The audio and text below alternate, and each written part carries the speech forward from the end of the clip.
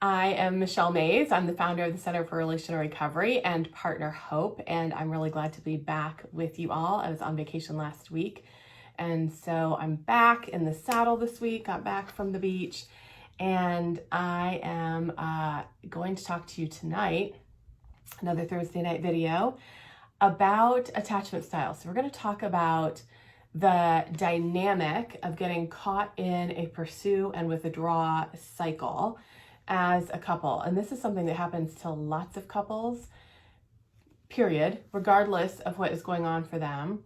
But it gets on steroids after dealing with betrayal. And so we're going to look at this, and I'm going to give you some different ways to think about this issue that I think might be helpful for you.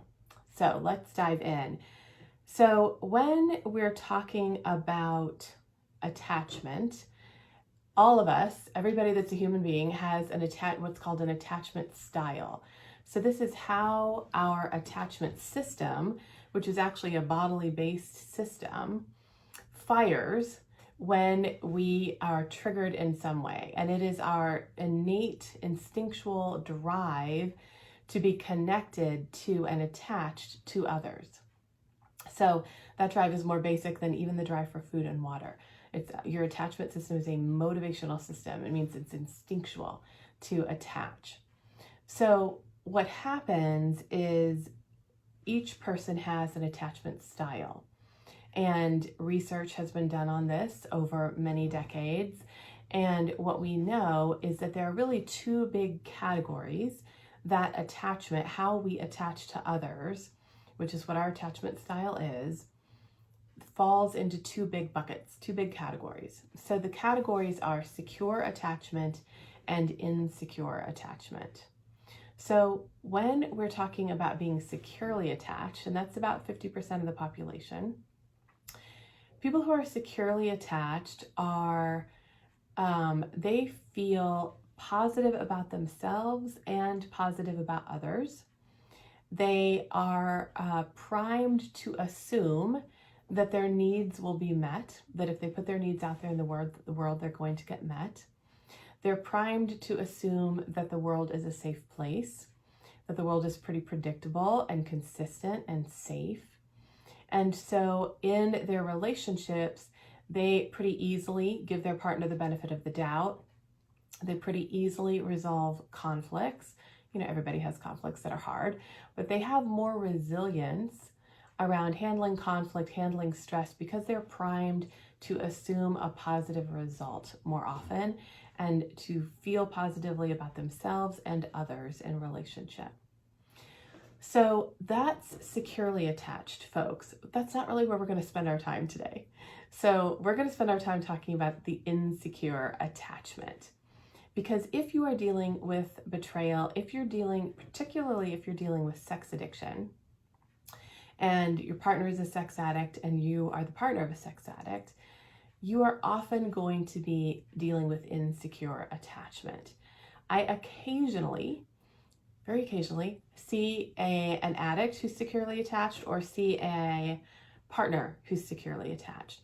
Most of the time, both people are insecurely attached. That's the majority of the time. So what we want to look at, we're going to spend our time today really kind of talking about insecure attachment and how that shows up in relationships, okay? So when we're talking about insecure attachment, we've got three types of insecure attachment. So we have anxious attachment, we have avoidant attachment, and we have fearful avoidant attachment. Fearful avoidant attachment combines anxious and avoidant. It's a combo platter of the two.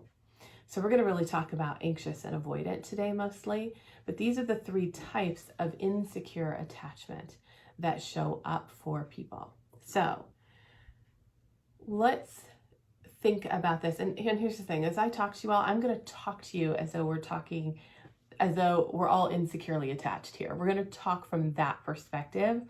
I know there's going to be some of you out there who are like, no, I'm securely attached. Awesome. This talk may not be for you. This talk is really for those who are dealing with a form of insecure attachment and then how it shows up in their relationship. Okay. So when we're talking about this attachment styles in general, one of the really important things to remember is that we don't choose our attachment style.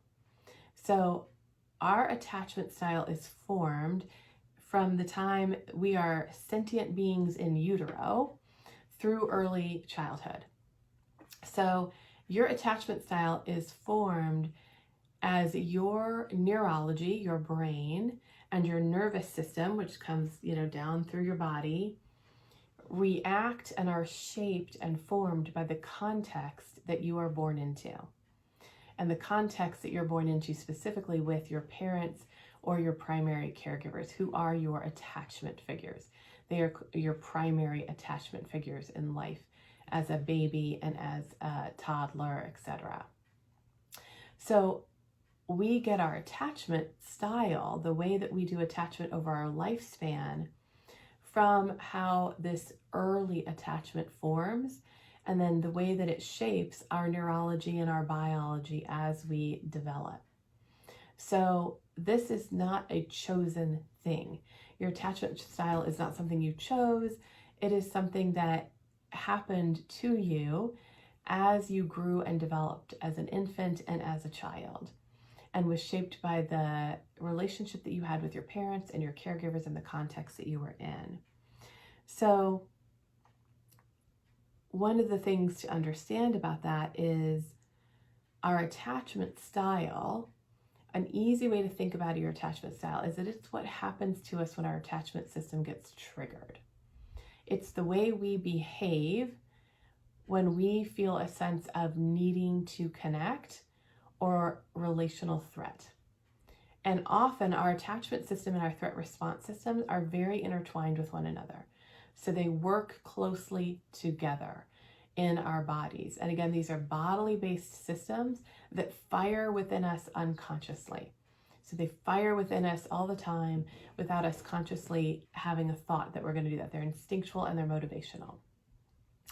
So one of the ways that our attachment system, if it gets formed in childhood, then what that gives us when we're infants and toddlers and young children, we're relating to our parents, they're relating to us. We're having attachment. Think about attachment as a newborn, and those early months, it's nonverbal attachment, right? The parent is verbalizing and cooing and making all kinds of talk to you, and you're verbalizing, crying and cooing back. There's not words. There's not conscious understanding. So attachment starts at a very bodily based level of just that felt sense of being protected, connected, and having your needs consistently met. When you cry, your parent comes. When you need something, they figure out what you need and give it to you. When you are happy, they are happy. They smile back and play with you. They are taking care, anticipating and taking care of your needs. And when you have a parent who does that really well with you and is very attuned, that's the language that we use in attachment theory, is attunement or misattunement. So when you have a parent who's very attuned to you, that's how you develop secure attachment.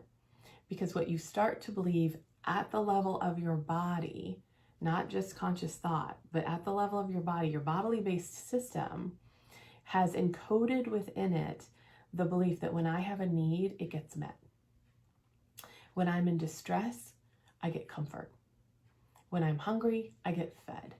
When I need my diaper changed, my diaper gets changed. When I smile, I get smiled back at. I get responded to. When I reach out, somebody is there. So all of that responsiveness, that attunement that's happening with the parent and the baby and the parent and the toddler gets encoded in our body. And that's what creates our attachment system, is the encoding of that. So what that gives us then is what Bowlby, so Bowlby is the father of attachment theory. And what he identified was that gives us what he called internal working models. So what that means is that we have encoded in our body these assumptions about ourselves and about others based on what happened to us as infants and toddlers. So what that means is that if you are in a family where there's a lot of misattunement, let's say you've got a parent who is extremely overwhelmed. Maybe there's a lot of children. Maybe there's a lot of work crises. Maybe there's a divorce happening. Maybe you've got a single parent that's juggling a million things.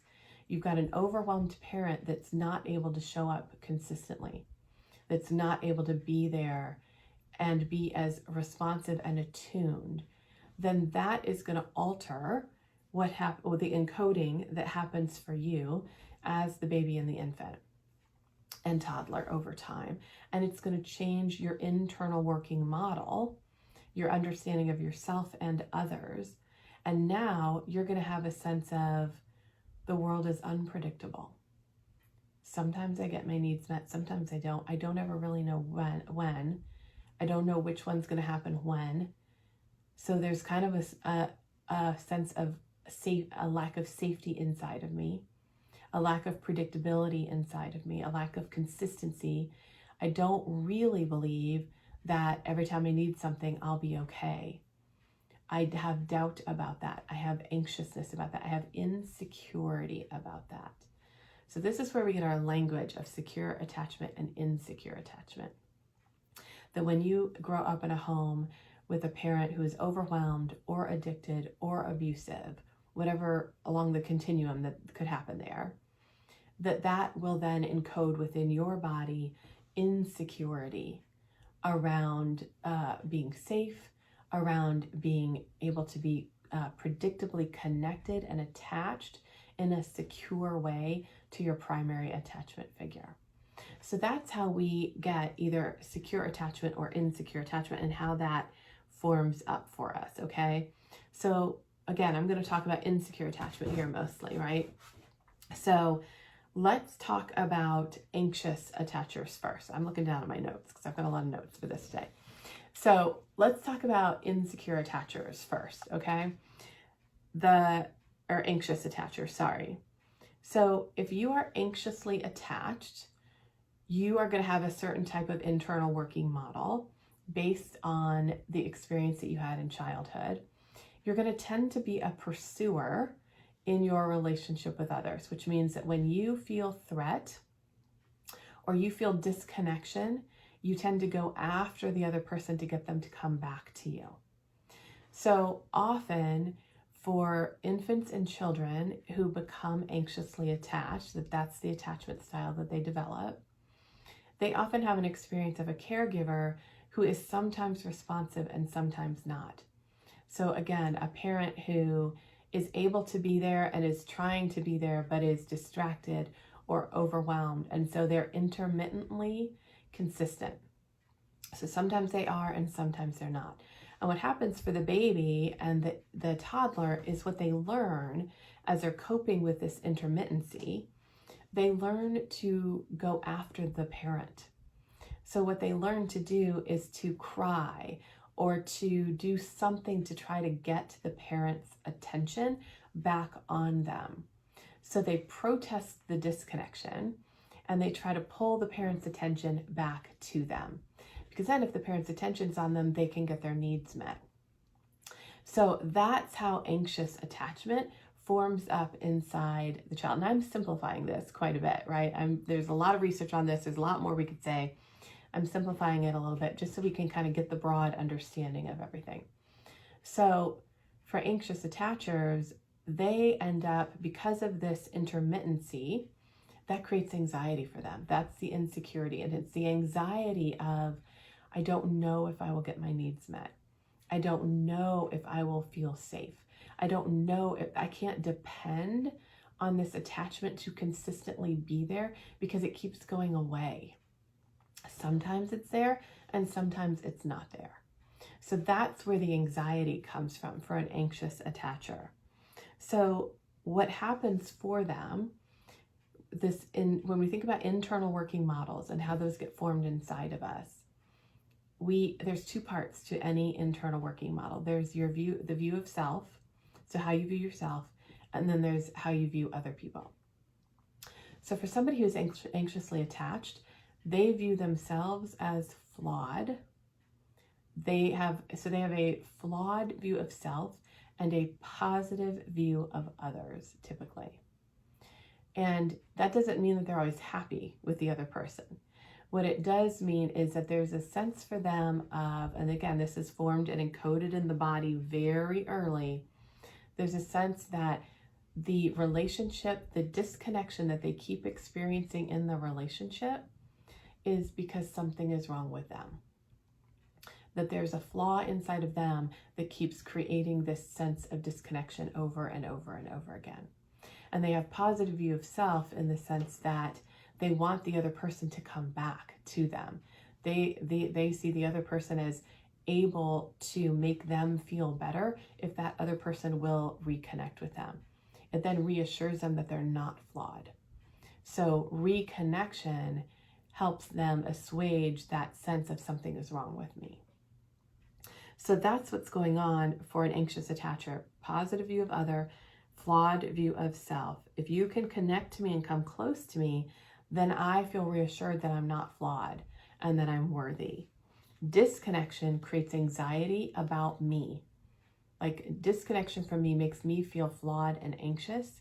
And so I need to pursue you and have you come back so that then I can feel safely connected and I can also feel okay inside myself. And anxious attachers will have fear that if the other person comes too close, the other person will also see that they're flawed.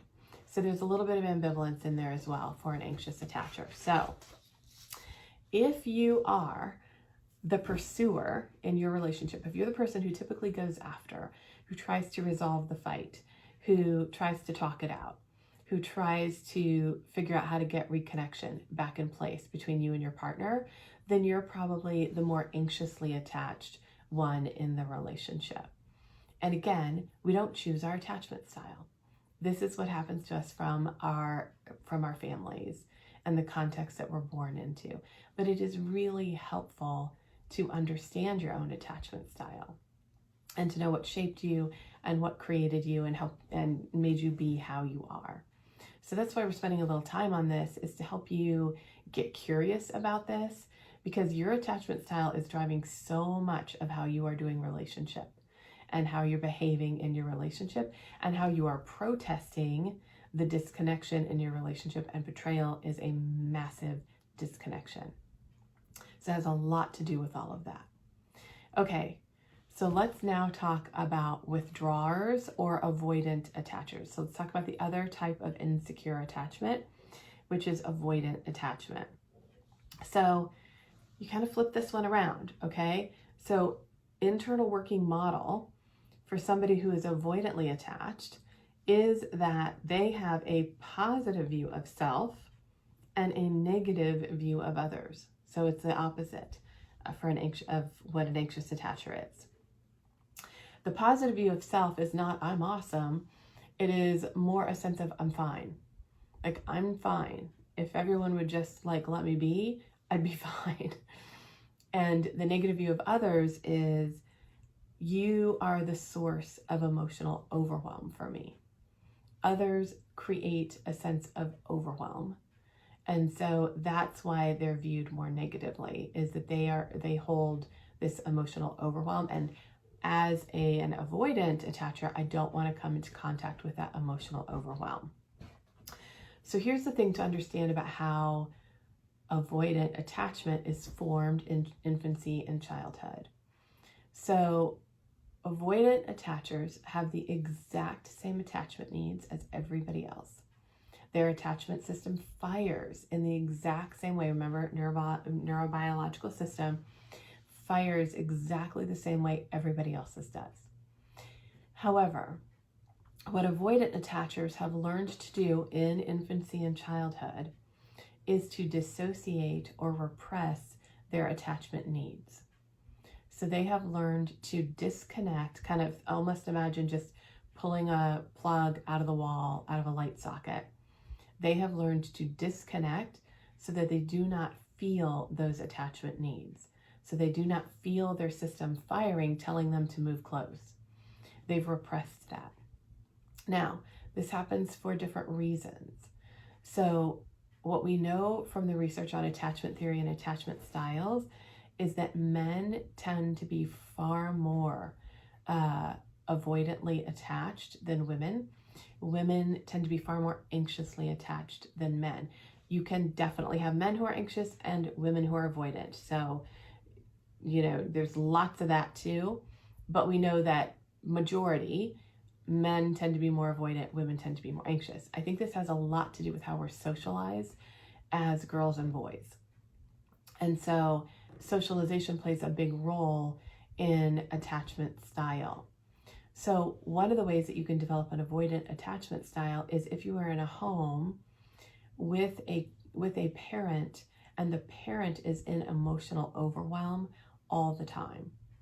And that then getting close to the parent, again, remember you're body to body with the parent as a baby.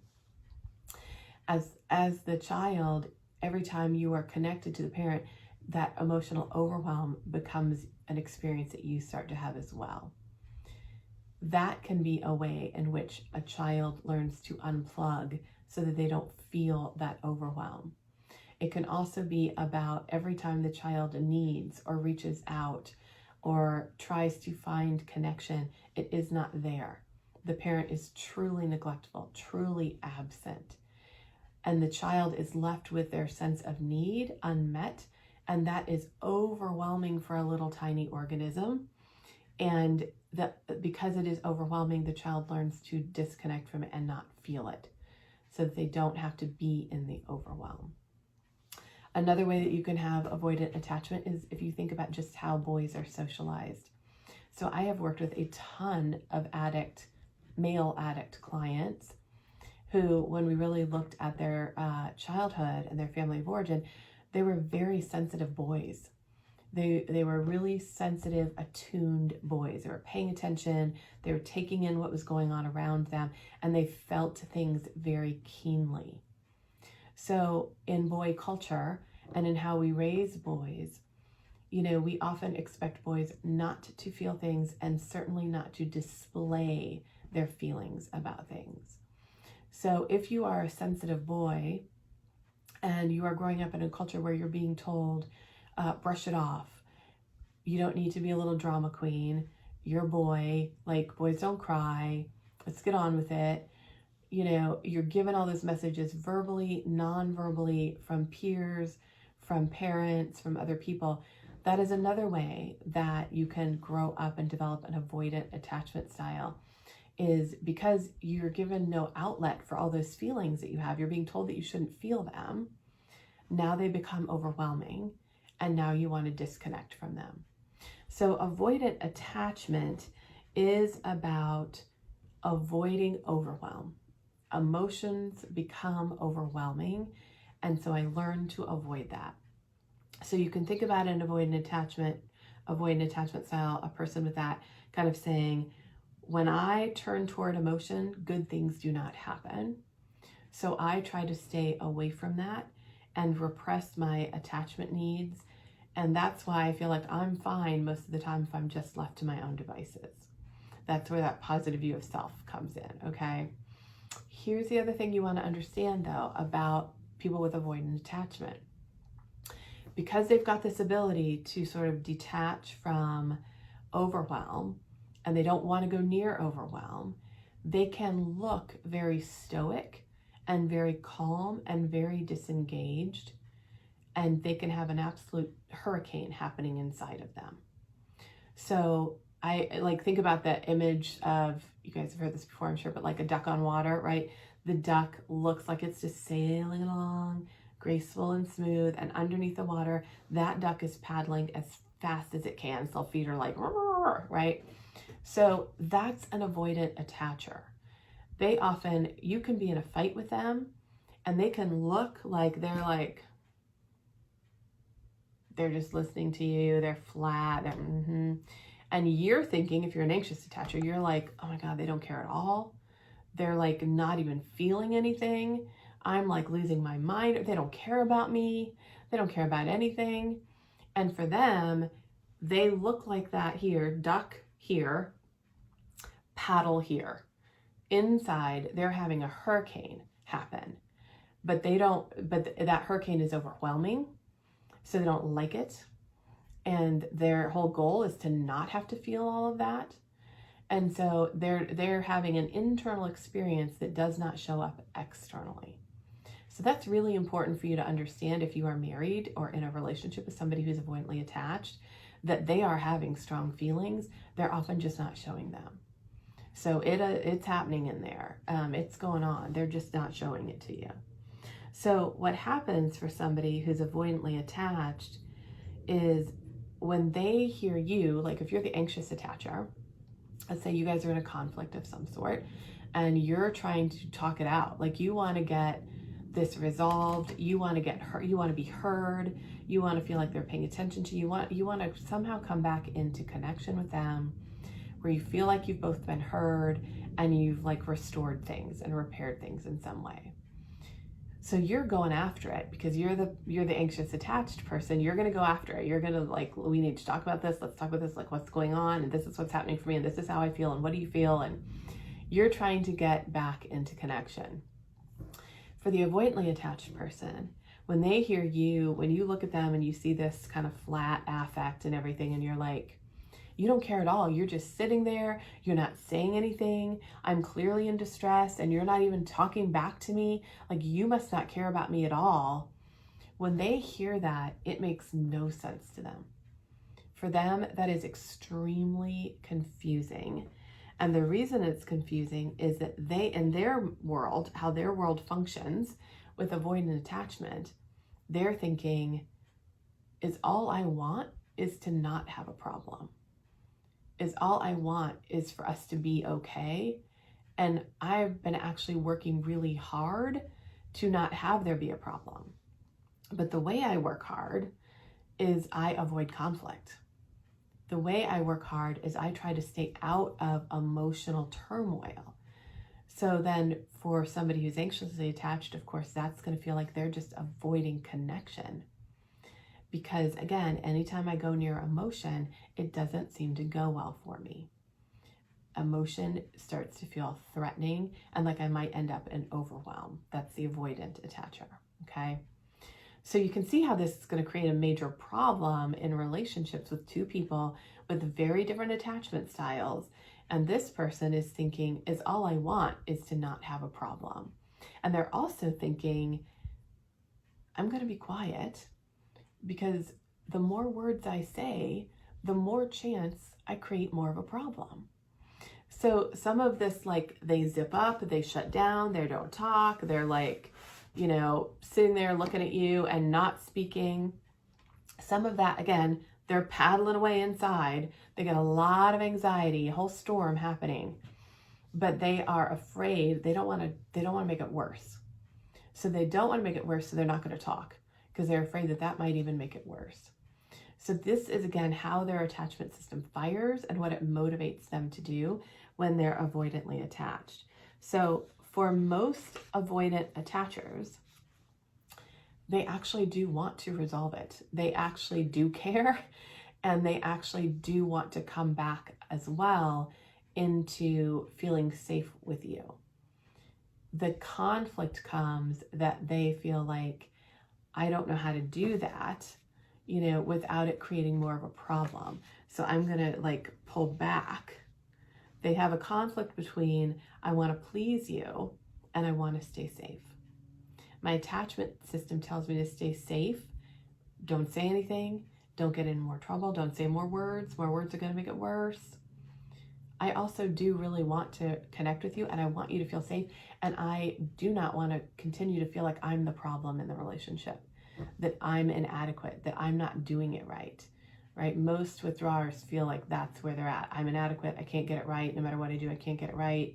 They don't like that. They want to figure out how to do it, but their attachment system is telling them the way you do this is by being quiet, you know, stay out of the overwhelm, avoid the emotions. So obviously, if you've got two people, one person who's anxiously attached and one person who's avoidantly attached, both of your responses to things are triggering the other person. So what happens for couples is they end up in a cycle, a very highly conflictual cycle, because of the way their attachment systems are triggering one another. So remember, whenever we feel threat of any kind or disconnection from our primary person, primary disconnection is encoded in the body as a threat. So anytime we feel our person move away from us, our partner moves away in some way, that fires threat through our body. We experience that as a threat. It's a survival level threat. It's a big threat. So then that's our attachment system is going to fire. Our attachment system says, get connection back in place, reach out, connect back. That's where you feel safe again. But when our attachment system fires, we're going to do different things with that if we have different attachment styles. So same fear, same need, same response happening in the body, different ways of coping with it. So your attachment style is a different way of coping with the exact same thing that's happening in both of your bodies, okay? The anxious person is going to say, we've got to get this repaired. We've got to talk it out. You've got to hear me. I've got to hear you. We've got to resolve it. We've got to, they're going after, they're pursuing. This person is going to be like, oh my goodness, I've got to just like pull away, be quiet, try to figure out what's going on here, try to figure out how to make it better. I don't want to be in this conflict. I don't want to have this happening. How do I fix it? So different ways of handling this. And the more this person comes after, the more overwhelming they are to this person. And then this person pulls away more. The more this person pulls away, the more this person feels that sense of, I'm flawed. Something must be wrong with me. Come back so I can feel better. You don't care about me. You're not invested here. I don't matter. So then they come after more. And then that triggers this person. So you see how the cycle goes. Basically, you're just moving each other into your corners even more and heightening the conflict. So there is a lot to say about how you get out of that kind of conflict and that kind of cycle. And that's beyond the scope of this video. But here are some things that are like a starting point for you. And this is why I'm doing this video, because the reason I'm doing this video is that I notice in the Facebook group, I notice a lot, because I think, the Facebook group is betrayed partners. Most betrayed partners, not all. Some of you are avoidant, but a lot of you are anxiously attached. And what I notice then is there's this sort of like talking about the avoidant. Many of you are married to avoidant attachers or in relationships with avoidant attachers. And there's this sort of talking about that in kind of a pejorative sense about the avoidant attacher. And I think it helps us. It will help you move in a different direction if you start to understand the cycle that's happening between the two of you. Remember, a relationship is the thing two people create between them. So the cycle that is happening between the two of you as you come to the relationship with different attachment styles. So it just is a different way of looking at it and understanding it, but it is the path to resolving it and working with it differently.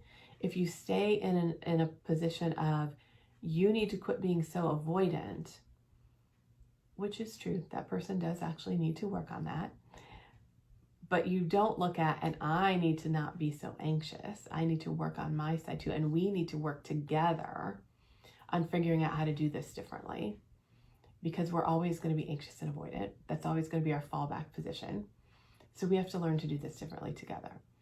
If you can move yourself to that way of seeing it, you can get on a path to something different. As long as you kind of stay entrenched in like you're doing it wrong, instead of seeing like we're doing it in a way that isn't great for us, then you stay stuck and you're in like a tug of war over who's the bad guy, who's the one that's really causing the problem here. So here's your starting point on this. Number one is to come out of a one-up position about the other person's attachment style. This happens across the board. So it's very easy for an avoidant person to sort of think, what's wrong with that anxious person over there? Like, what's their problem? Why are they always so negative? Why are they always so worked up about everything, right? And they can be one up on the other person. In the same relationship, the anxious person can be one up on the avoidant and think, what is wrong with this person? They are so disengaged. They are so disconnected. They can't find a feeling if their life depends on it, you know? So often we're sort of one up on the other person's attachment style. And so a starting point is to come down and have the playing field be level when we're talking about attachment styles. Because how you attach is not, you didn't choose it. This has to do with your family of origin. This has to do what happened to you when you were a baby, when you were a toddler, an early childhood, situation beyond your control, shaped you and formed you. So come down to a level playing field where you're able to look at each other and say, okay, my attachment style is no better. Like, these are just facts. These are just the givens of our situation. And now we have to think about how to work with them and work with them in a way that we can have a good relationship with one another. So the second thing is take ownership of your own attachment style. So rather than being really focused on what's wrong with your partner, that one-up position kind of makes us focused on our partner. Instead, I would really work on, I need to really understand more about my own attachment style, about what happens in me when I experience disconnection, when I get scared in our relationship, when I get fearful. What do I do? What's that really about for me at the deepest level, at the very deepest level? It's usually going to be about fears that you don't matter, or you're not lovable, or you're going to be abandoned. They're big, big fears that most of us have at the core of it all. So learn about your own attachment style and how to work with it. So really take ownership of that. So what in the attachment field, in the attachment theory field, we talk about earned secure attachment. And what that has to do with is that has to do with somebody who has an insecure attachment style, but they have worked with their own trauma story. They've done work around their childhood trauma. They've done work in their relationship with their partner to learn how to start to operate more like a securely attached person would. You're always going to have that under great stress. You're always going to fall back to your base attachment system, right? But you can learn to operate as a securely attached person.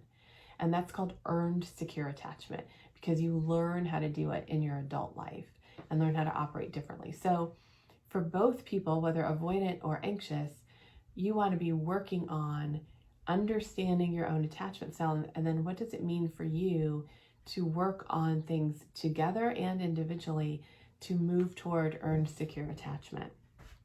And then the third thing would be to be really curious about your partner's attachment style. And I think when you come down to this level playing field and you get out of those one-up positions with one another, it lets you start to say, okay, well, what is really happening for you? Like, what is it like inside of you? Like, what goes on? And those questions are not being asked from and can you please fix it tomorrow? Because it's making me crazy. They're instead being asked with more openness and curiosity of, I really actually want to know you. I really actually want to understand you. And by the way, I also want to share about me with you. I want you to know me too. So that's a different kind of conversation and a really important one to have. So when you throw betrayal into this mix on top of this, of course, it heightens everything. However, the way that people respond to betrayal is often out of these attachment styles. And the crisis that let me say it this way, the way that people respond to the crisis that betrayal creates in the relationship is often out of these attachment styles. So it is really helpful to understand it and then to think about how to look at it differently and understand that these attachment styles are not chosen. They're part of who you are. And there's different ways to deal with them and to work with them and to talk about them that can start pointing you in a different direction with them. All right, so I hope that that's helpful and gives you like some different ways of thinking about that, thinking about both yourself and your partner. So before I sign off, I came back from vacation, and Monday night we had our first coaching call for Braving Hope. We are starting back up. And you guys, I have to tell you, like, I get on those coaching calls and my heart is full of joy. right now we have all women in them, but in the program, but men, you are welcome to join us. And the women on those calls are committed to their own healing. And it is a joy and a privilege to sit and work with them every Monday night and to watch people face their fears and take risks in the middle of such a hard thing. So it's just a joy for me every time. And so if you feel like you'd like to brave hope with us and you might be ready to do that, then we're going to stick a link underneath this video and you can schedule a call and we'll talk to you about whether we're a good fit. You're a good fit to do that and we're a good fit to work together. If you're not a good fit or you're just not in the right place, we'll help you think about where you are and what you might need, what other resources might be good for you at the place that you're at right now. So schedule a call if you'd like to do that with us, and I will see you all next week. Thanks.